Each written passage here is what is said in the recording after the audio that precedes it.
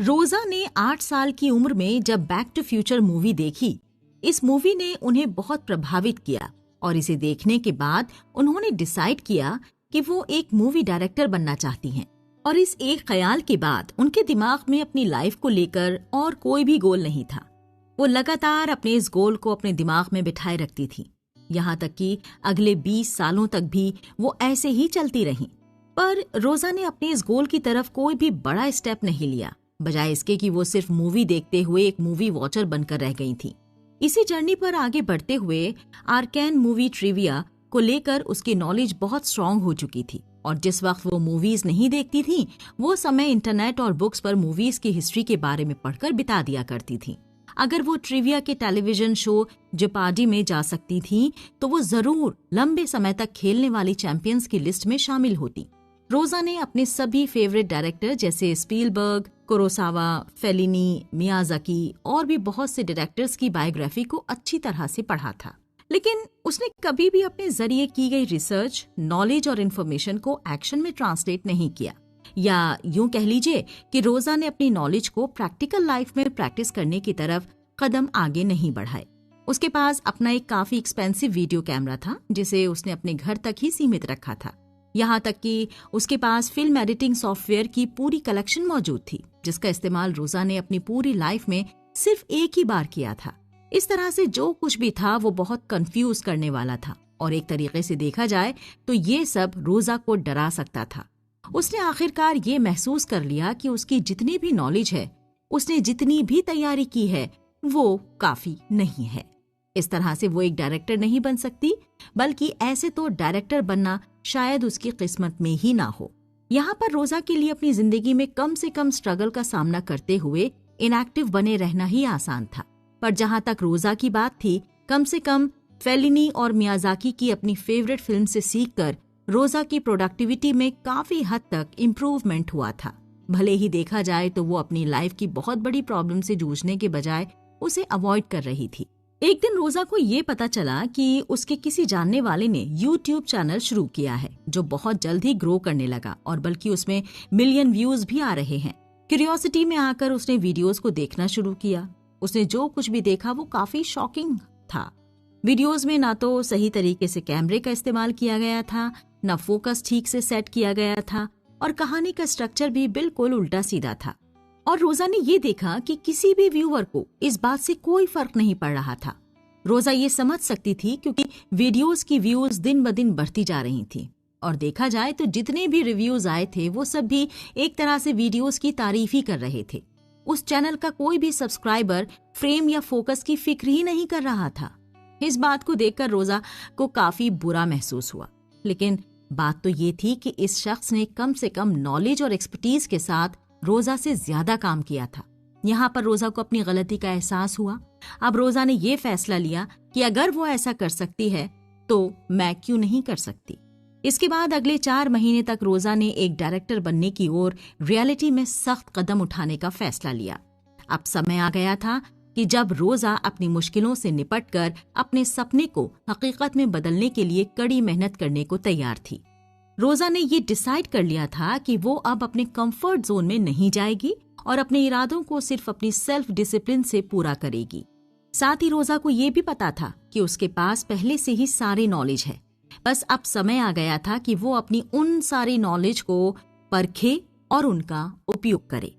इसके लिए रोजा ने सबसे पहले अपने समय को 2 हिस्सों में बांट दिया। पहला था सीखना और दूसरा हिस्सा प्रैक्टिस करना। अपने पहले स्टेप्स जिसमें वो सीखना चाहती थी, उस टाइम को यूटिलाइज करते हुए रोजा ने कड़ी मेहनत से स्क्रिप्ट लिखना, कहानी की प्लानिंग करना सीखा और उसने समझने की कोशिश की कि किस तरह रिनोन्ड डायरेक्टर्स अपनी पसंद के शॉट्स लेते हैं। रोजा ने इन सभी बातों पर पूरा फोकस किया। अब बारी थी सेकंड टाइम की, जिसे उसने प्रैक्टिस करने के लिए रिजर्व करके रखा था। उस प्रैक्टिस के टाइम में वो अलग अलग शॉट्स और एंगल्स के साथ एक्सपेरिमेंट करती थी और वो कुछ सीन्स लिखती रही और इसके हिसाब से अपनी पर्सपेक्टिव्स और स्टोरी लाइन्स को बदलती रही, जिससे उसे ये पता चलता था कि क्या सही चल रहा है। अब वो पहले की तरह ही एक लंबे टाइम तक अपनी पुरानी मूवीज की कमेंट्री नहीं देख रही थी। वो अपना टाइम मूवीज वॉचर बनकर बर्बाद नहीं कर रही थी और ना ही तो डरते हुए वो अपने इक्विपमेंट्स को अपने कैमरे की बड़ी बड़ी अलमारियों में कैद करके रखती थी। जहां वो इक्विपमेंट धूल खाते पड़े रहते थे। कुछ समय तक रोजा ने इस तरह से अपने सपने पर काम करने और अपने ख्वाबों को अंजाम देने के लिए कड़ी मेहनत की और इसके साथ ही वो अपने अंदर की एनर्जी और जोश से भर गई। दोस्तों, ऐसा करते हुए जिस दिन 4 महीने पूरे हुए, उसी दिन रोजा ने अपनी फिल्म बनाने का फैसला लिया। वो कुछ लोकल एक्टर्स ढूंढने निकली जो सिर्फ पिज्जा के लिए काम करने के लिए तैयार थे। वो खुद कैमरा वुमेन बन गई। उसके कजन को साउंड की जिम्मेदारी दी गई और उसका कुत्ता एक मूवी प्रॉप बन गया। इसके बाद जब उसने वो फिल्म पूरी कर ली तो उसे ऑनलाइन अपलोड कर दिया और उसकी इस मूवी वीडियो ने कुछ 100 व्यूज हासिल किए, जिसमें से ज्यादातर उसके परिवार और दोस्तों के ही व्यूज थे। दोस्तों, देखा जाए तो रोजा एक प्रोफेशनल मूवी मेकर नहीं थी, लेकिन ये सब उसके सपनों को हकीकत में देखने की तरफ एक पहला कदम था। इसी राह पर आगे बढ़ते हुए उसने अपने आप को हर महीने एक शॉर्ट फिल्म पूरा करने पर मजबूर कर दिया और जल्दी ही उसका नाम इस बिजनेस में सबसे तेजी से पहचान बनाने वाली डायरेक्टर्स में से एक बन गया। कुछ ही सालों में उसकी एक शॉर्ट फिल्म फेस्टिवल कंपटीशन में एंटर हुई, जिसके बारे में शुरुआत में उसने कभी सपने में भी नहीं सोचा था। अगर वो कोई प्राइज नहीं जीतती तो भी उसने महसूस कर लिया था कि वो अपनी एक पहचान बना चुकी हैं और वो अपने डायरेक्टर बनने के चाइल्डहुड ड्रीम को भी पूरा करने लगी हैं। दोस्तों, एक दिन रोजा ने अपनी मेहनत को देखा और महसूस किया कि वो कितना आगे बढ़ चुकी हैं। इससे उसे अंदर ही अंदर एक खुशी महसूस हो रही थी। उसने अपने सपनों को सच करने के लिए काफी कुछ कर लिया था। उसकी पहली कोशिश के टाइम पर उसके फेल होने का डर और सीखने के लिए कुछ ना कुछ करने की इच्छा अब उसके दिमाग से भाग गई थी। वो तो अब अपने काम में माहिर हो गई थी और अब वो और भी ज्यादा अचीव करना चाहती थी, अपने सपनों को और भी ऊपर तक पहुंचाना चाहती थी। दोस्तों, कुछ लोग कहते हैं कि रोजा की किस्मत उसके साथ थी, पर शायद कोई दूसरा भी मूवी बफ जिसे मूवीज में बेहद इंटरेस्ट हो, खास तौर पर मूवी मेकिंग में, वो इसका अनुभव कर सकता था। ऐसा कोई जिसने मूवीज मेकर बनने के बारे में सोचा तो जरूर है, लेकिन कभी उसे प्रैक्टिकली ट्राई नहीं किया है। ये सच है कि रोजा को कुछ किस्मत से भी सहारा मिला, पर अगर रोजा ने कभी फैसला ही ना लिया होता कि वो अपनी मेहनत के साथ अपने सपनों को सच करने के लिए कोई कदम उठा ले, तो वो कभी किस्मत के दरवाजे तक नहीं पहुंच पाती। रोजा ने अपने अंदर के सेल्फ डिसिप्लिन की कीमत को समझा। उसने समझा कि उसके सामने वही दरवाजा है जिसकी चाबी सिर्फ उसके पास है और इस दरवाजे को उसे ही खोलना होगा। ना तो कोई और उसे खोल सकता है और ना ही कोई उसके आसपास से गुजर सकता है। कोई भी रोजा को उस दरवाजे के दूसरी तरफ नहीं ले जा सकता।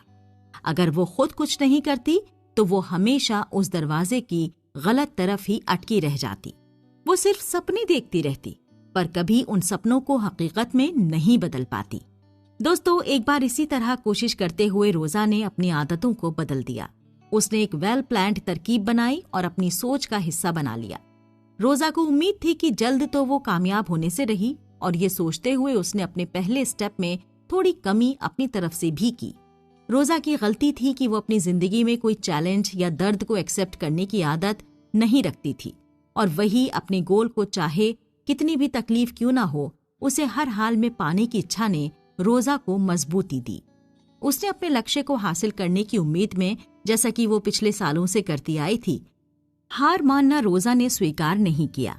देखा जाए तो रोजा सब कुछ कर रही थी, पर वो बस ये नहीं मान रही थी कि उसके लिए अपना एम हासिल करना इतना कठिन नहीं है। अपने गोल तक पहुंचने का रास्ता भी आसान हो सकता है।